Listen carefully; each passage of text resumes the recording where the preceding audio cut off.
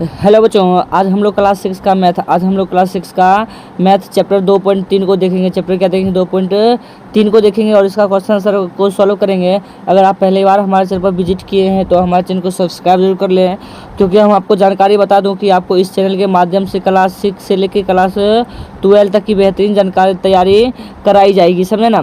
अब देखिए, अगर आप इन सब का PDF पाना चाहते हैं तो आप हमारे मोबाइल नंबर 95 76 39 और 14 15 वाले नंबर से जुड़ जाइए, या फिर आपको व्हाट्सएप में इसका डिस्क्रिप्शन मिल जाएगा, समझे। लिंक मिल जाएगा, समझे, डिस्क्रिप्शन में।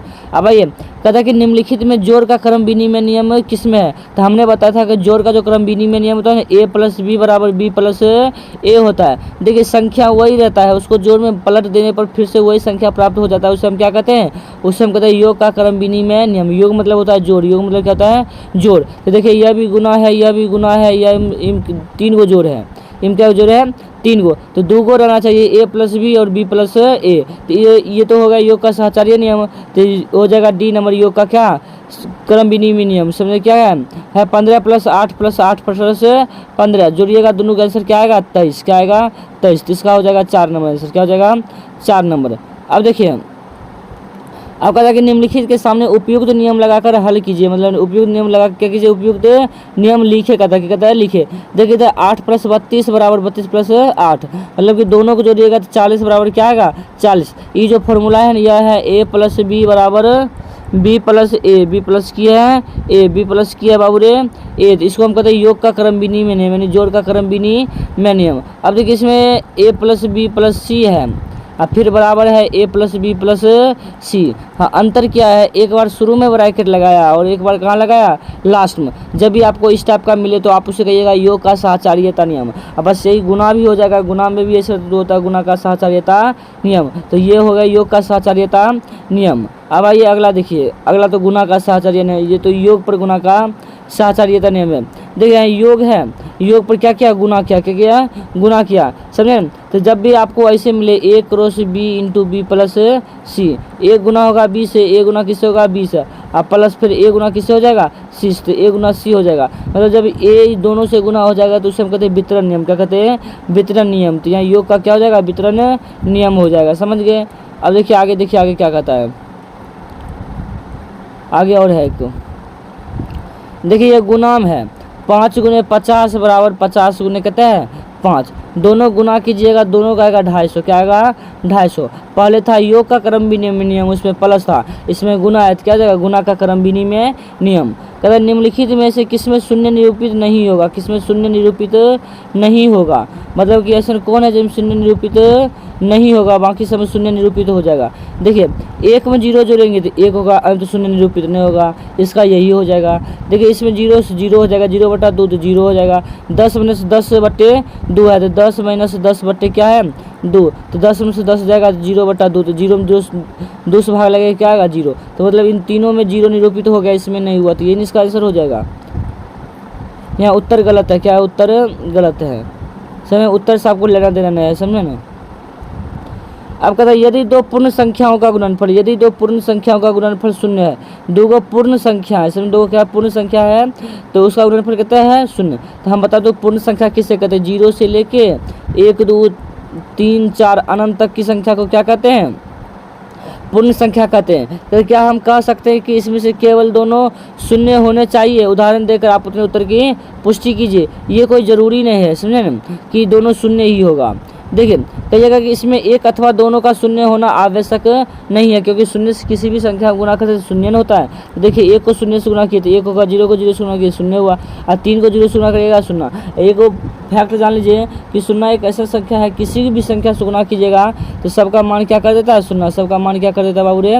0 कर देता है। अब अगला कहता है कि यदि दो पूर्ण संख्याओं का गुणनफल 1 है, दो पूर्ण संख्या का गुणनफल 1 है, 1 × 1, तो क्या हम कह सकते हैं कि इसमें एक या दोनों ही 1 के बराबर होनी चाहिए? दोनों 1 के बराबर होनी चाहिए। उदाहरण देकर अपने उत्तर की पुष्टि कीजिए। तो आप उत्तर में लिखेंगे इसमें दोनों ही अंक क्या होना चाहिए? 1, तभी ना 1 आएगा। और किसी से गुना कीजिएगा तो फिर तो दूसरा आ जाएगा, तो ये होगा नहीं, तो 1 × 1 इसका यह आंसर हो जाएगा। अब कहता है कि वितरण विधि से हल करें। तो वितरण विधि हमने बताया था कि होता है a इंटू बी प्लस सी के रूप में हल करना है। एक बार a को b से गुना करिएगा, एक बार a को c से गुना करिएगा। देखिए कैसे करते हैं। जैसे 638 गुने कहते हैं 101, तो आप लिखिएगा 638 गुने 100 प्लस 1, 100 प्लस 1। अब 638 के 1 से गुना करिएगा तो 638 2 0, और फिर 1 से गुना करिएगा 638। अब इन दोनों को जोड़ दीजिएगा तो कितना हो जाएगा 64,448। अब देखिए 2 नंबर क्वेश्चन कहता है 4375, कहता है 4375 गुने 1000, 4375 गुने 1000। आप कैसे बनाइएगा 4375 लिखिएगा। आप वितरण नियम के लिए इसको 1001 है तो इसको तोड़िएगा, तो लिखिएगा 1000 प्लस 1, 1000 प्लस 1। अभी 4375 में 1 से गुना कीजिएगा 4375 होगा, समझे ना। और 3 को शून्य है तो 3 को शून्य दे दीजिएगा, प्लस 4375 के 1 से गुना कीजिएगा 4375 होगा। अब जोड़ दीजिएगा 5 7 3 5 4 9 7 3 4। इतना करके हो गया आंसर। आशा करता हूँ आपको समझ में आया होगा। अब देखिए अगला कहता है 734 गुने 25, तो आप बनाइएगा 734 गुने 25, तो 734 गुने 20 प्लस 5। 734 को 2 से पहले गुना कीजिएगा, 4 दूना 8, 3 दूना 6, 7 दूना 14, और एक शून्य दे दीजिएगा प्लस। अब इसको 5 से गुना कीजिएगा, 5 चौक 20 को शून्य उल्टा गुना करते इससे पहले कहते 5 चौक 20 को शून्य, 5 3 15 2 17 7 हासिल 1, 7 5 35 1 36। आप जोड़ दीजिएगा तो 18,350 आएगा। यही आपका क्या हो गया आंसर। आपका यह चैप्टर यहीं, अभी और क्वेश्चन है, हमको लगा था खत्म हो गया। अब देखिए अभी ये कैसे बनाइएगा। 31 है 75 है गुने कहता है 125, तो आप लिखिएगा 31 75 इंटू 100 प्लस 25, 100 प्लस 25 मतलब शून्य आना चाहिए ज़्यादा, आप तोड़िएगा तो गुना कीजिएगा तो 31 75 2 शून्य आ जाएगा। अब इसको 25 से गुना कीजिएगा, किससे गुना कीजिएगा 25। इसको जब आप 25 से गुना कीजिएगा तो आएगा 79,375, कहता आएगा 79,375 आएगा, समझे ना। अब इसको जोड़ दीजिएगा, जोड़ने के लिए तो आपको आता ही है, तो आ जाएगा 39 68 75, 39 68 75। यही क्या हो गया आंसर, यही क्या हो गया आंसर। अब देखिए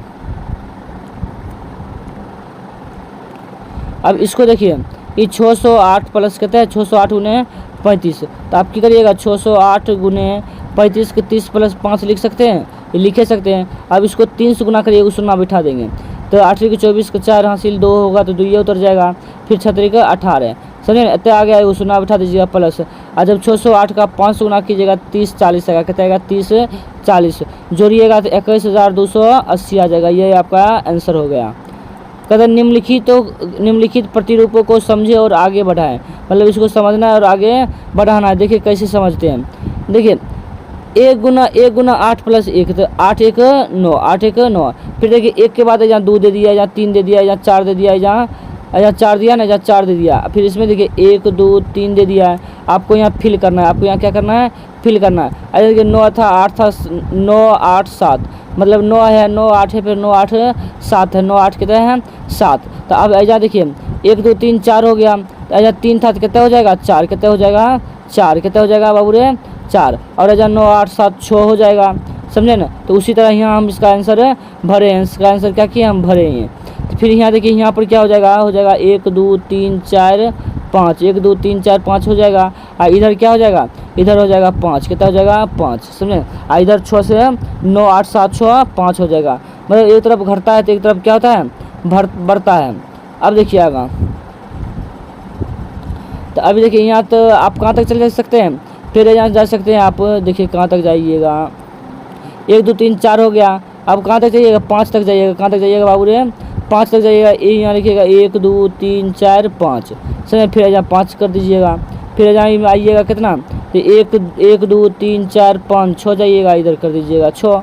एक तरफ बढ़ते जाइएगा, एक तरफ घटाते जाइएगा, एक तरफ बढ़ते जाइएगा, एक तरफ घटाते जाइएगा। तो इसका आंसर देख लेते हैं, क्या देख लेते हैं आंसर देख लेते हैं। देखिए कैसे लिखिएगा, आपको यहाँ तक तो जानकारी था ही यहाँ तक। अब इसमें देखिए 1 2 3 4 5 लिखे, तो यहाँ भी 5 लिखे। और इसको आप घटाते चले जाइएगा 9 8 7 6 5 तक। फिर ये 6 लिखिएगा तो यहाँ भी 6 लिखिएगा, ये 5 कहाँ तक जाएगा 4 तक। इस 7 लिखिएगा तो जो 7 लिखिए अभी 4 से कहाँ तक आ जाएगा 3 तक आ जाएगा। यही आपका क्या हो गया आंसर। अगर आपको ये सारा क्वेश्चन समझ आया तो आप हमारे चैनल को सब्सक्राइब करें और कमेंट करके हमें बताएं कि यह वीडियो आपको कैसा लगा। धन्यवाद वीडियो देखने के लिए।